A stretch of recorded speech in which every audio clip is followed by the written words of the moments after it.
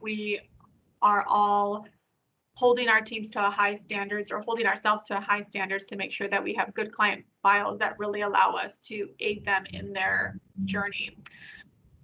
So you're here because, again, we meet every month, and these webinars provide us with an opportunity to engage with local experts, practitioners who are invested in ending homelessness in Riverside County.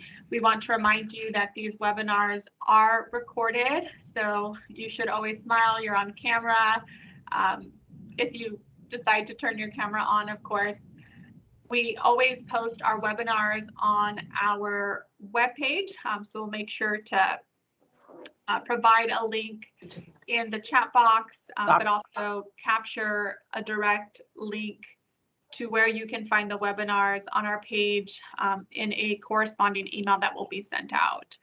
If you are interested in speaking on a particular topic, or if you would like to request a topic for us to explore and seek speakers for, please email us at coc@rivco.org. Next slide. And maybe before getting started, if you haven't done so already, we'd love to know who is in the room. If you can type in your name and title and agency in the chat box, that'll help us keep a good record of attendance. Robin Hughes, welcome. It's always nice to have IEHP in the house. Emma, Renee, great, you guys are doing your thing. Alice, Linda, Rosie, thank you for joining us today. On the screen, you'll see a copy of our agenda. You'll be hearing from Grace Bulicio, Regional Manager with the Department of Public Social Services, one of our dear friends who has been a great leader in helping us end senior homelessness and serving, you know, at-risk seniors who are both unsheltered, but also those that are sheltered and, you know, experiencing during this time what we're seeing, a large volume of seniors are receiving eviction notices or notices that their rents are increasing. So I can only imagine the number of inquiries that department is receiving. And so they have agreed to talk about their case management process. We also have Linda Barak, President and CEO of Martha's Village and Kitchen, who, again, is, to my story earlier, is actually where the inspiration came from. So Melanie and her had an interaction when Melanie was touring the shelter, and was really impressed by their client file organization and case management delivery approach. We want to encourage you that as the speakers are coming up to speak, please don't hesitate, type in your question in the chat box. We encourage our speakers as they're speaking to review those and get to those, but then also at the end of each speech or engagement, if there's time left over, we'll, you know, read those out. And then at the very, very end, if we have any additional time, we'll allow for additional questions. We do like to start these promptly and end them promptly, because we know that you guys are very, very busy, and we don't want to take you away from other deliverables that you have planned. But with that, Melanie, I'll look to you just to make sure that I didn't miss any other announcements. Just to make sure that you keep your mic muted so we do not get feedback. It can be very disruptive to the webinar and to the speaker. So just please make sure that you keep yourself muted. Right, and with that, Grace Bulicio, we welcome you. Thank you again for joining us, and we're excited to hear more about your team and your case management process. Thank you all for joining us. Good morning, everybody. My name is Grace Bulicio, and thank you, Tanya, for the warm welcome. I really appreciate that.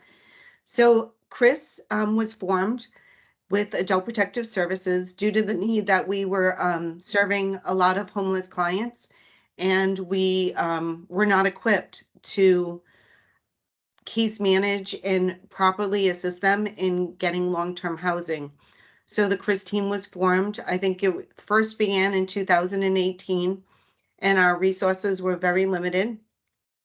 In 2020, I came on board, and we renamed ourselves CRIS, actually, and it stands for a Crisis Response Intervention Services Team. I currently have, and I'm sorry, there's a mistake on this first slide, 5 social service supervisors and about 25 social workers. And we're hoping to add to that number. In the Southwest, we have Angela Gutierrez, who is our supervisor there. In the West is Renee Skidmore. In the Mid-County, her name is not on there, is Michelle Carrillo. Our ESG CV2, Renee Saldana, who deals specifically with people that are 65 and older. And in the East, we have Jose Cano. So each of them service a different part of Riverside County and specifically deal with the people in that area. So we're all split up. It's very inclusive of all the areas. If we can go to the next slide. So as I said, the CRIS, everybody asked me that. What does that stand for? It's Crisis Response Intervention Services. We can go to the next. So this is our mission. When I first came on, I thought it would be fun to have our staff write our own mission in addition to the DPSS and the ASD mission for specifically CRIS. So it was a contest we had who came up with the best mission statement for us as a team. So it was empowering Riverside County seniors and dependent adults who are homeless at risk of losing their home by providing resources and advocacy in collaboration with our community partners to eradicate homelessness with dignity, respect, and sensitivity while respecting clients' rights to self-determination. That was the winner. So I want to start with who is our client, because we do get asked this a lot. As of January 1st, the state of California redid the age for who is categorically eligible for adult protective services. It used to be 65 and older. And now the governor has brought the age down to 60. So an elder now is defined as any person 60 years or older. So if you're 60 years or older, you do not have to have any type of disability. You will be considered our client. The second type of person would be a dependent adult, and that is any person between 18 to 59 years of age. And that is categorized as someone who has physical or limited abilities to carry out normal activities or protect his or her rights. Someone who cannot perform their activities of daily living, which would be like dressing, bathing, toileting, ambulating. Someone who cannot perform their instrumental activities of daily living, which would be paying their bills, getting to the store, being able to clean their house, those types of activities. And then someone who has diminished cognitive capacity and is unable to provide for their own care and protection. The last thing of it, the disability has to be a long-term. It is not someone that's 50 that has a broken leg that will heal. It has to be a chronic situation, and it cannot be just an acute. Can we go to, so the game changer was with Home Safe. We received previously 1.7 million in Home Safe funds, and that gave us the ability to start rapid rehousing and doing a housing first model. We just received our new funding, and it is for fiscal years 2021 through 2023. We were awarded in Riverside County $7.4 million. and it is to be used for homeless prevention and assistance to clients experiencing acute homelessness. We are able to also, which has been a real game changer also for us, is conduct monthly MDTs. We have a homeless focused MDT, which I think is over 90 some odd people that participate, and anybody from the community or any NGO, nonprofit, and also obviously county agencies can bring in a case, and we can discuss the case in a setting that does not break confidentiality, that is through AB 120. I'm hoping I said that one correct. And we are able to discuss and case plan for clients that are experiencing homelessness. And that's also, Chris was created with the Home Safe Funds. And we also started changing the way we gather data. Before, it wasn't really captured by our system LEAPS, which is what we use for adult protective services when people were homeless or any type of unstably housed folks. Now we are very aware that we need to keep accurate data to see how many people we are serving and how many people are in need. So when we do ask for additional monies or any type of grants, that we have the ability to provide those types of numbers.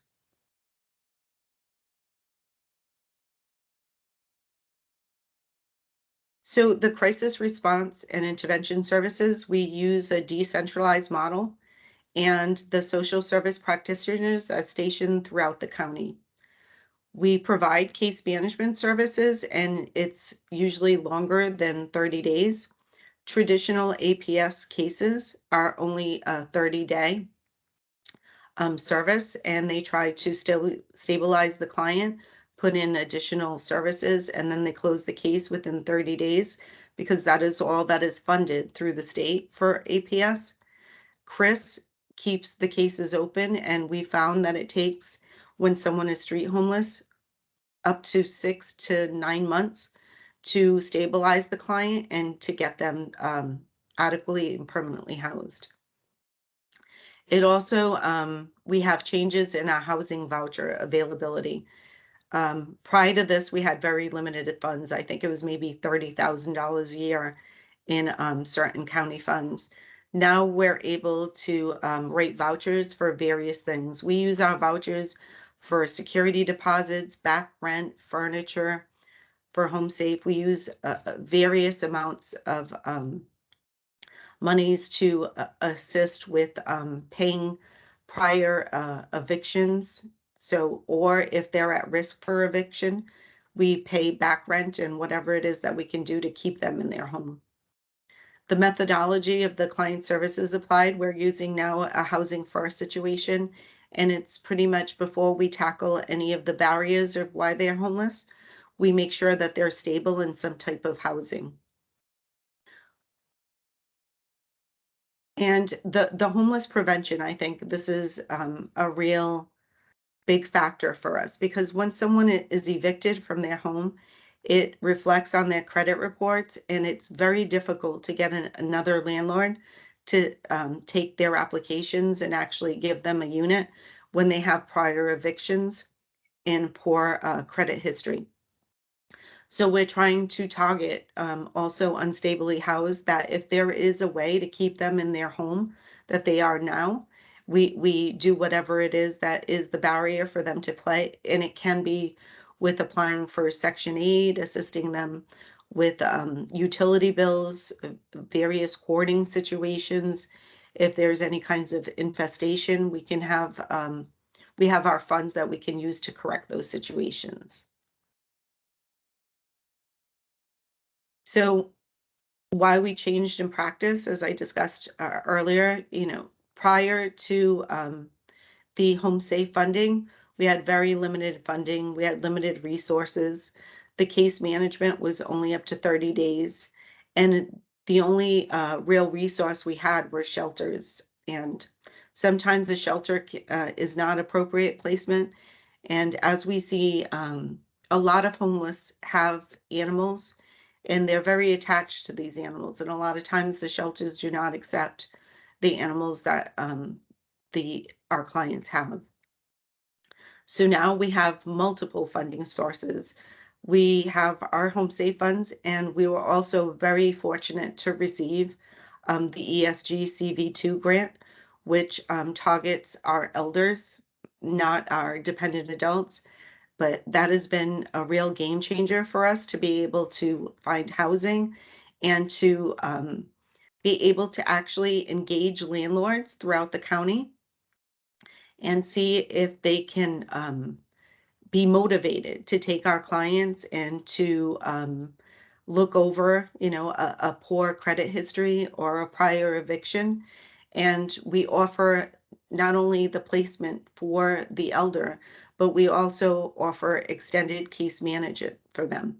So even when they are placed, we're still with them for a few extra months, either 3 to 6 months, to see if they're paying their rent timely, if their utilities are on, if they need additional support with independent living services.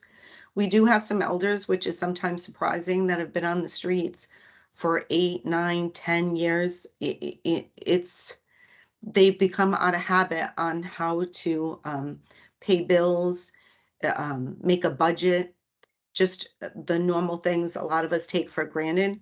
We want to make sure that they're integrated back into that system, that they're able to help themselves.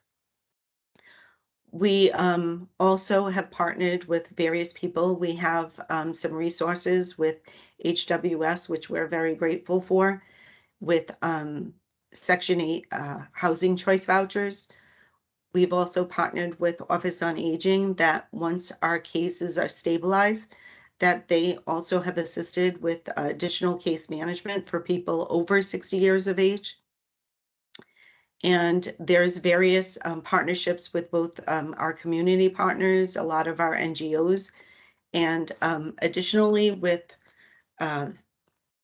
self-sufficiency for CalFresh and Medi-Cal questions and assistance in getting all of our clients connected to the services that they are eligible for and that are needed.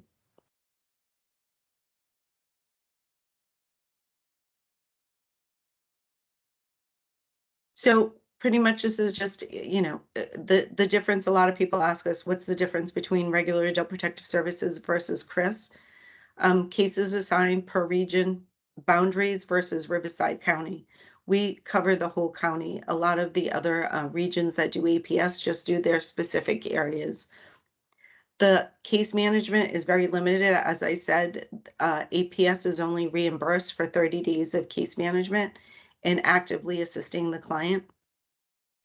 We focus on encouraging independent living skills and adults becoming independent, and focusing more on client empowerment and seeing what their strengths are and seeing how we can fortify those strengths to make them successful in their permanent housing.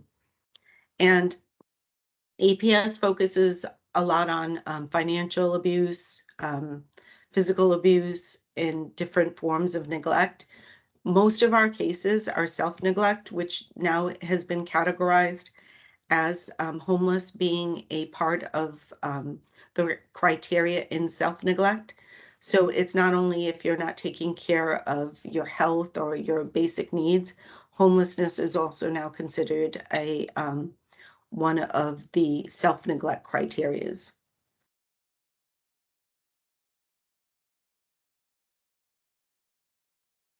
So hurdles we've had is with sharing information with other agencies. A lot of time we get calls from other agencies outside of DPSS, and we're asked to tell them about our clients. Unfortunately, with how the legislation reads, all of our clients are confidential, and we can't even acknowledge that we have a case open. The only time that is a little less restrictive is if you're the reporting party. We still can't give you updates, but obviously we can, let you know that we're working on it. The other hurdle is lack of affordable housing. As California moves further and further, it is more and more difficult for our clients with their limited income. Most are SSI recipients or very limited Social Security benefits. So affordable housing, when you only make $922, and I think now the cost of living brought it up to $1,070, if I'm not mistaken, that's still not enough when your apartment costs $1,500 for a small 1-bedroom. Then we have the clients with that have some of their own types of impairments. They might have some untreated or undiagnosed behavioral health issues, medical issues that they're not always compliant with taking medications. There's a really huge problem with lack of elder focused housing, that there's not a lot of 60 plus or 55 plus communities available, and if they are, they're usually on a wait list, so it's very difficult to get your client into these housing situations. With COVID, in the beginning of this, especially in 2020 and going in through 2021, there was we couldn't get any kind of documents for housing due to the fact that the DMV was closed, Social Security was closed, and most homeless people don't have their Social Security card, their Social Security award letter, the different birth certificates that are all needed for Section 8 vouchers. So that did present a problem. We were able to speak with the DMV and make arrangements for us to be able to have some access. Our legislative aides really assisted with us with getting rid of some of those barriers for us, so we were able to make those connections. And there was also a lack of technical skills. With everything with COVID, it pushed a lot of electronics, right? Everybody needed to be able to do applications online, make requests online. A lot of our homeless clients, especially our elders, did not have that ability to have that kind of internet access. And property management companies are not always open to being our vendors when we do pay for these incentives and different deposits. They have to have the information for them to become a county vendor for us to be able to pay for it.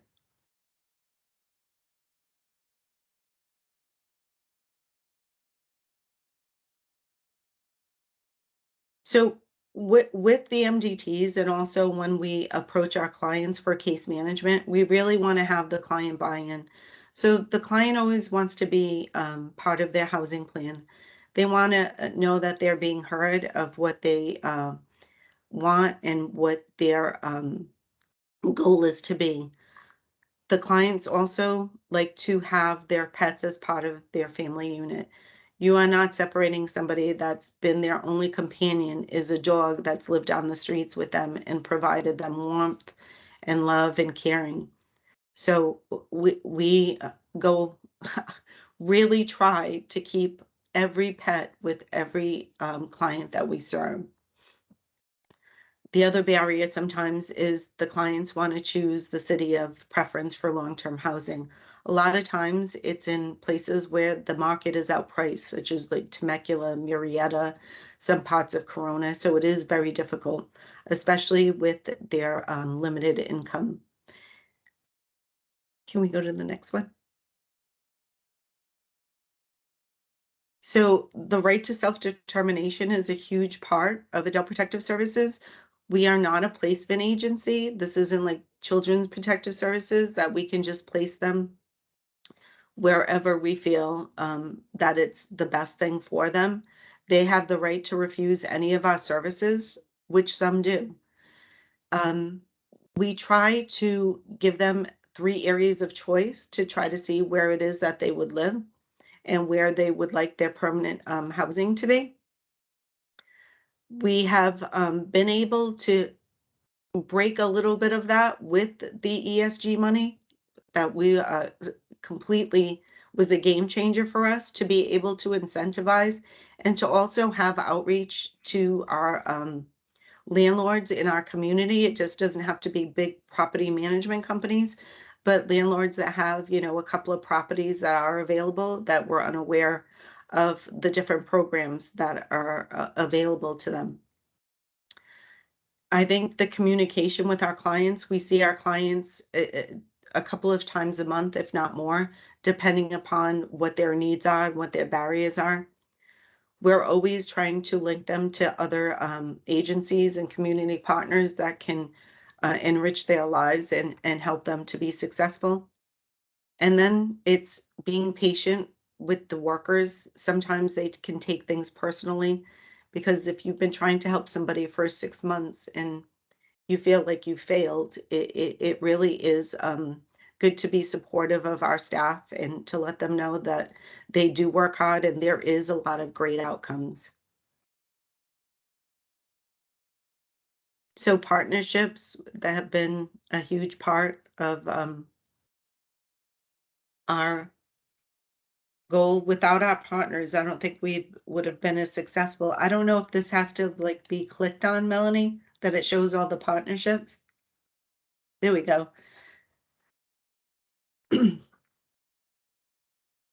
So these are just some of our partnerships: Hope, the CES, HUD, HWS, HDAP, the homeless MDTs, police departments. We try to develop relationships with police departments, code enforcement. We try to be supportive of any of the motel owners that we use, room and boards, sober livings, service providers, the district offices that service other APS clients, and our shelters.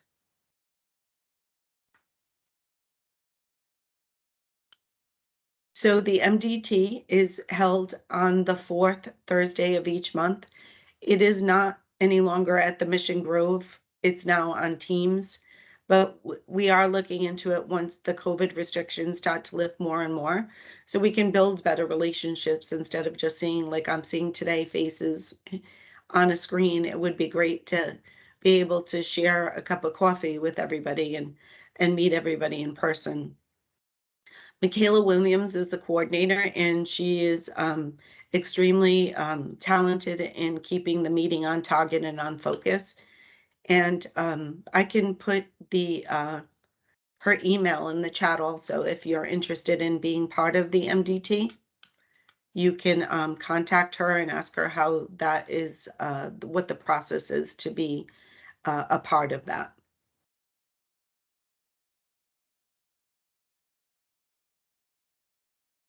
So this is our goal: permanent housing.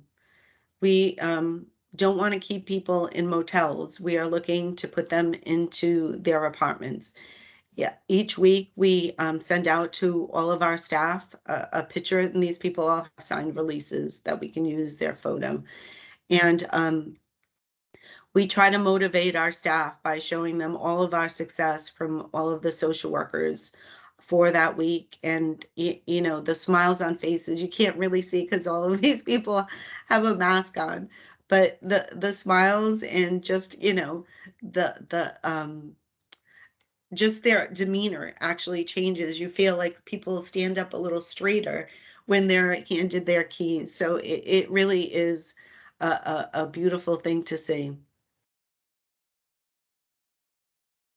So, you know, you always have to put in like a little saying, right? So I always wondered why somebody didn't do something about it. And then I realized I am somebody. So I know a lot of you are long-term homeless advocates. I am new to this game, only since 2020, and we have a lot of new staff that's new to this game. And what I have to say is something that really, really amazes me each time we get new staff. They are so blown away about how nice and wonderful and really caring our clients are. People have a stereotype of the homeless people in our communities, but it's really, once you start working with them, the affection that you feel towards them really changes your perspective.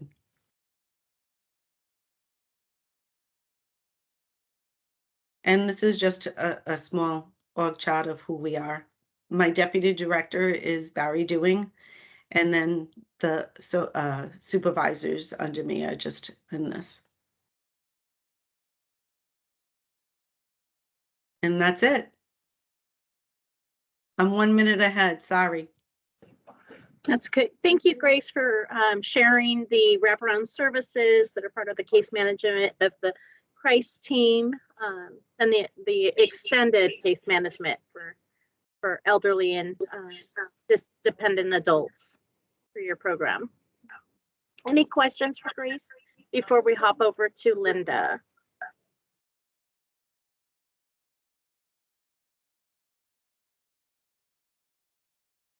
All right, Arlene? Hi, good morning, everyone. And Grace, thank you so much for the very informative presentation. As you know, or we've worked together before, I've worked with many of your social workers and they've been amazing. So quick question and clarification. You mentioned one of the barriers is sharing information, which of course IHP has also experienced, and we're hopefully working with legislation to just create some flexibility in that. So a quick question, do you know of anything coming down the pike in terms of being able to share information when you're coordinating care with other agencies? Number one, and number two, if not, what releases of information will you accept? Because IHP does have our own that cover specifically behavioral health and mental health and substance use releases. Do you need something specific? So it would have to go through our county council. We've been working with this for a while, right? And we have specific MOUs with different agencies. I think we're working on an MOU, or actually it just started with Hope with behavioral health. We do have an MOU with HWS. And that's why I say the MDT is the best area to go. Because when we are in the MDT, we are covered by the AB 120 that allows us to have these case discussions. So, and we also have an MOU with you, I believe, as well. Yes, and we can do the CCTs with you and your staff, and we request them, and it can go either way with us with the CCTs. Perfect. Thank you so much. All right, and Grace, are you able to stay on till the end to answer Absolutely, more questions? absolutely. I know there are a few questions or hands raised, but I don't want to cut into Linda's time. So if we can hold those questions till the very end, we'll make sure to get those answers for you. Thank you. All right, now, like Tanya mentioned, this is what kind of spurred this, hearing the case management and file management style is what brought about this subject. I know we have a lot of newer agencies or agencies that haven't developed their file management and case management fully. And I thought this series is to bring expertise to the table. And Linda really hit on a lot of the needs that our providers need to have in their case management and file management. When we go to monitor files, having everything in line, I'm getting a lot of noise here.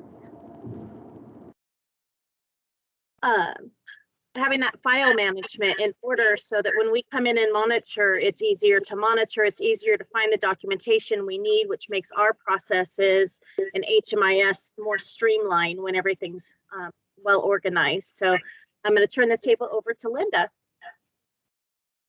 Good morning, everybody. It wasn't me that was scheduled to be here, but I had the perfect storm with my staff. One had an emergency, one is ill. So unfortunately, guys, you get me, but I think I have a basic overview. So if we can have the first slide, that would be great. We're going to talk about case management, where it begins. And you do know it never ends, right? It has a beginning, but it never ends. So we're going to talk about qualifying, highly qualified case managers, customized support, effective case management, file management, effective client engagement, internal and external collaborations and measurements. Wow. Okay, let's get started next. Okay. So here's what I believe, and my staff kind of gets my philosophy. I believe that your case management begins with your grant writer and the funding that you receive and your mission and the clients that you serve. So you definitely need to have high input with a plan, when you sit down and you start from the beginning for a program, maybe a new one, maybe renewal for an old one, but the grant writer has to fully understand. You have to be on board and stretch yourself with your outcomes, not to the point where you can't succeed, but to the point where you strive, right? And case management surrounds a lot of things. That's also your HMIS. So when hiring case managers with a diversity and a wide range of skills, these folks come in, but they still have to adapt to what you have, what your service population is, and the things that need to be overcome. And you're going to hear me say over and over and over, guys, you've got to keep training. You've got to keep reading. You've got to know what's out there, you know, and that's up to both the administrator and the case manager. Next slide, please. Here we go. All right. So the case managers at Martha's are certified critical case managers. Have gone through a lot of training. We've done a lot of certification. I put down just a few here. You know, we have outreach, the SOAR certification, the ISPADAT, GAP, mental health assessments. They go through the housing authorities for housing training, SNAPs, TANF, let's go on and on. But guess what's interesting is I added a new one to this one. I was reading it a couple days ago. We are now currently, and I'm going to solicit some information here, hopefully will be emailed to me, but we are currently working on CalAIM and those certifications. But it is so important, guys, that you know what's coming at you in the way of training. You need to be on the cutting edge for your clients. You know, a lot of us became certified in, well, back in the day, it was food stamps. Now they seem to change it every 2 years. But these certifications are critical, and some of them expire. So once you are, let's say, SOAR certified, it only lasts for a certain amount of time. So you need to remember that your case managers need that protected time to be able to do their training and their reading, and you need to specify and follow up and give timelines to them. Then you need to get together with your case managers as a group so they can have group discussions and development. It takes time, but it's well worth it. And the outcome to the client is amazing. Next slide, please. Okay, so customizing. Martha's has, you know, I was counting them on my fingers this morning, 26 case managers. But they're not all housing, what we call housing case managers. They could be an employment case manager, an outreach case manager. So case management is very diverse. And the intake process is you begin at the beginning. And sometimes it's hard for clients to sit through it, so you need to streamline it, but you need to get the information you need. So with intake, you start at the beginning. Assessments, you start at the beginning and you tend to give them during certain periods of the process while you're addressing the client's needs over the period of time that you're working with them. The plan, the case plan must be individualized for the individual. They need to work with you on it. You need to have that client's buy-in. You cannot have it set up that you're going to tell them what their plan is, because you will not get the buy-in, you will not get the success. Ownership for them, I think, is universally extremely important. Next slide, please.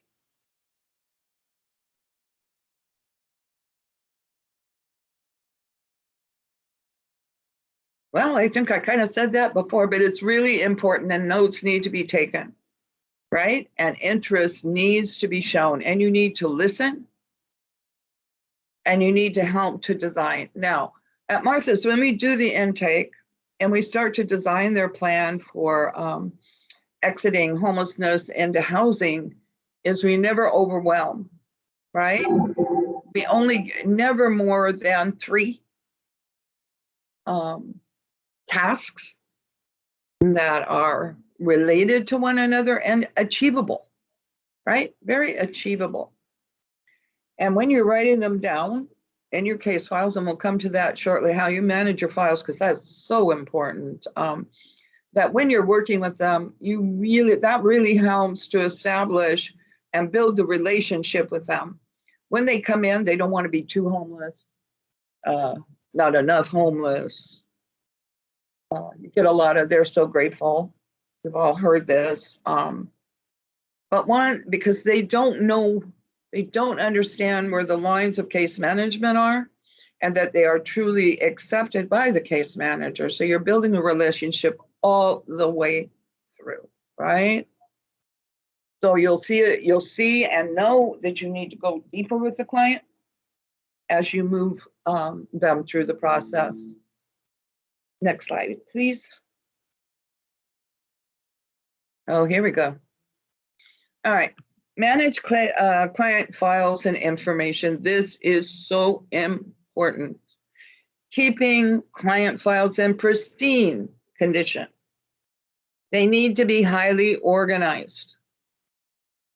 Next slide. Okay, so when you start building your case file, you need to remember that when you set, and I'm gonna do this here because this is where it belongs. When you set an appointment with a client, there are many components, right, to a client meeting. So the client meeting needs to be, you need to be aware of what you're going to address, so that you review the file and set that up before you even meet with the client, right? Then there's the time where you meet with the client that you need to estimate. Then there's the all-important entry of your notes and updating of HMIS and making sure that your file is in the best of condition, and that you're not just throwing things into the file that are not secured into the file and placed in its spot. Guys, my poor staff, they see me come up and I ask to see a client file and it's a mess, or if they were out sick, I couldn't work with that client, there would be an issue.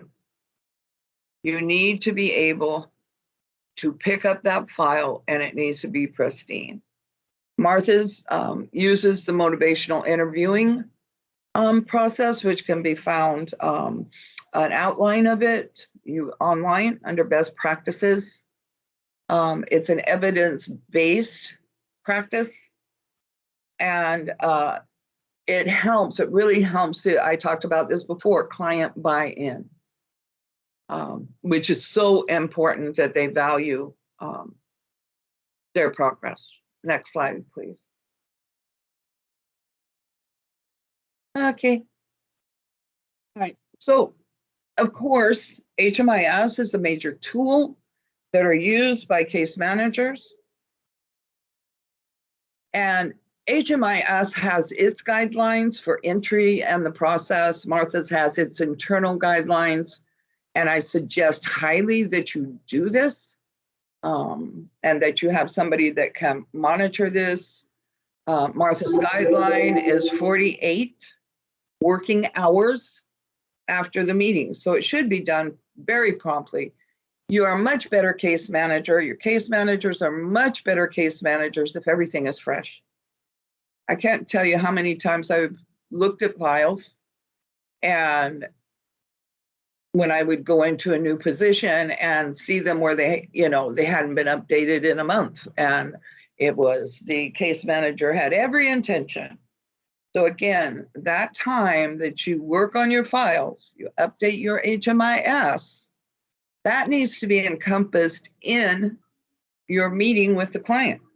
That's so important. All of that belongs in that time. Case managers also need to have protected time. Next slide.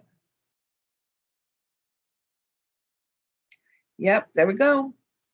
So we internally have case managers and directors that monitor and assess the files without announcement on a regular basis to make sure that they are complete. An assessment and audit of a case file happens right after intake to ensure that all pieces and required pieces are within the file. And then it happens on kind of a regular but unannounced basis, so that we can make sure that the file is being kept up, the information corresponds to HMIS, and that the client, if something should happen, let's say the case manager, God forbid, went on vacation for a few days and we needed to case manage that, we would have a clear picture of where that client was. There would be no worries that we wouldn't be able to assist that client or that we wouldn't do it as well as we could. We also talk about the auditing and data quality of staff. We do triaging on a regular basis in case management meetings. We talk about current reporting requirements, and we also make sure the case managers are totally aware of current or upcoming requirements and why these requirements are necessary and what is hoped to for us to be able to see by these new requirements, right? So a lot of times you'll get, you need to explain why. So you can also get the case manager's buy-in, right? We've talked about the clients, you need the case manager's buy-in as well. Next slide. Okay, so program, we start with eligibility. They have to be eligible. These are things that you need, and you need to take a look at what your list is, right? What is your list? This is kind of a short summary of our list, but you need to have that, and you're going to see why next. So next slide. So these are things, and you can go to the next one as well.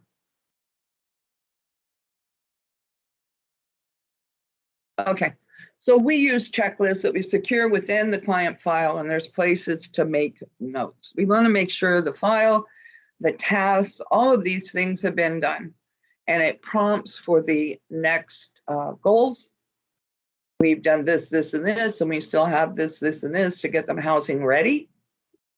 Or are they employment ready for Martha's? If we do the assessment for employment and we find that they're not well enough to work, then they go on what we call benefits track. And you can see BI spit out there, Section 8 application. So you can see all the things that help the case manager remember. And it helps the person that is also auditing their file to make sure that it's in the place that it should be within the timeline and the development of the client. These are very important. It takes a minute or two. Oh, okay, I lied. It's going to take 2 or 3 meetings and staff dedication to develop these so that they're meaningful for your client file, for your staff, and for your client. Next slide, sorry. All right. Everybody is accountable for keeping and provide accountability to, number one, the client. Client isn't buried in the 3rd spot. They are in the 1st spot, right? Organization and funder. So the organization, the case manager needs to communicate.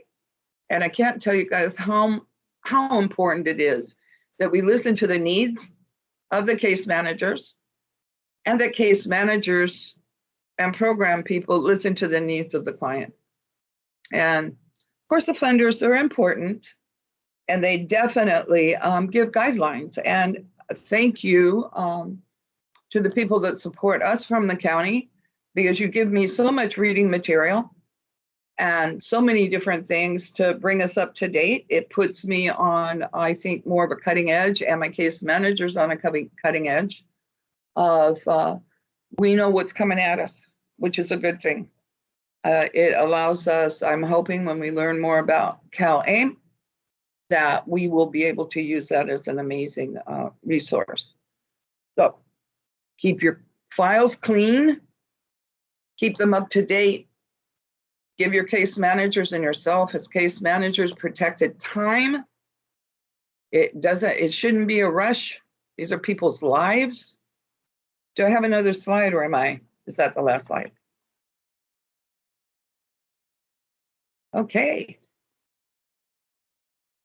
That was the end of your slides, Linda, but if you have anything else to add, please do.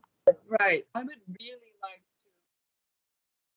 to, if any of you would like to come to Martha's or have us send some of those checklists that I talked about and what a file looks like, because we do use dividers and a lot of different tools. We are more, trust me, more than happy to share. You don't have, we are collaborators and we don't have to reinvent the wheel.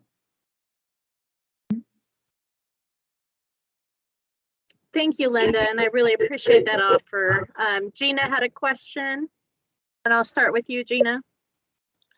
Yes, well, number one, for some weird reason, my MS Teams is not opening the chat. So any relevant information that you might be putting into the chat, I'm gonna need a transcript, I guess. And also, I want to extend that I've been focusing for 2 years on trying to get help out here. We do have Valley Restart, but nothing like what both of you presented today was faced till now. I mean, I need you guys to connect with Hemet City Council and San Jacinto City Council, and I do notice that Harp from San Jacinto and Linda Krupa from the Hemet City Council are active here right now, and I wanted to let them know I want to talk to them. Bye. Right. So Thank you, Gina. can I say one thing? Martha's over the last 15 years has been our outcomes for placing those into homes and to permanent housing has ranged over the last 15 years on the low side at around 43%, on the high side to 92%. We also have one of the highest rates of success for keeping people into housing. Once we get them there, they stay there. This is all verifiable, but it has to do directly with case management and partnerships. Guys, honestly, I can't, we should be having conferences, 3-day conferences about this and sharing, and this should be a major, major, major portion of what we do within the continuum. Now be quiet. Just want to add, when I asked our program specialists here in the office who had great client files when we go to monitoring, hands down, the first name everyone mentioned was Martha. So if she is willing to sit down and assist anyone who is struggling with their case management or file management, take her up on that offer while she's still at Martha's. It could be, very beneficial to your organization to learn from an expert like Linda. Any other questions? Thank you. That was very kind. Hey, it's true, Linda. Everyone mentioned Martha's when it comes to monitoring is a great case files. So yeah, my poor staff got me, unfortunately, but let me tell you this, it may seem hard in the beginning, but once it's a habit, it's not hard. We have a habit of brushing our teeth every night. It takes a few minutes to do it, but we make the time to do it. It's learning those habits. And the offer is open. Any assistance we can give. I wish we were in person because I would pass out copies of our actual file folders and how we set them up because it is so critical. Linda, if you were able to screenshot those or any documents you could send over, I can share on our website along with the video. Right. I have as examples for anyone. Right. So what we'll do is we'll send them over as a right side of the file and a left side, because we use table of contents. Well, you've seen our files. We use table of contents and that sort of thing. So I can send that over, and then you guys, of course, you can play with it, and we'll tell you what our thoughts are. But give us about a week, because my people are out, one sick, one with a family emergency, and we'll just pull it together for you, no problem. Thank you, Linda. I greatly appreciate that. Anyone with any other questions for our presenters or on this topic? All right, well, I will give you a few minutes back into your day. Thank you, everyone, for participating and coming to learn about case management styles and file management. Next month, our topic is behavioral health. It'll be on April 14th. Thank you, everyone, for joining us today. Thank you. Thank you.